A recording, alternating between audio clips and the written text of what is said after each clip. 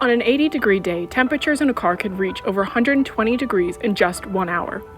Here are some do's and don'ts that could save a child's life. Never leave your child in the car for any reason, even if it is just for a minute or two. Visual reminders can also help. Leave something you may need, such as your keys or your cell phone, in the back seat next to the child. Or put a stuffed animal or a toy in the front seat to help remind you not to leave your child by mistake. If you notice your child is missing, immediately check nearby vehicles. When you see a child alone in a car, don't just walk away. There are Good Samaritan laws in many states that protect you if you need to break a car window to rescue a child or an animal. Always check the vehicle is unlocked before breaking the glass and make sure to call law enforcement.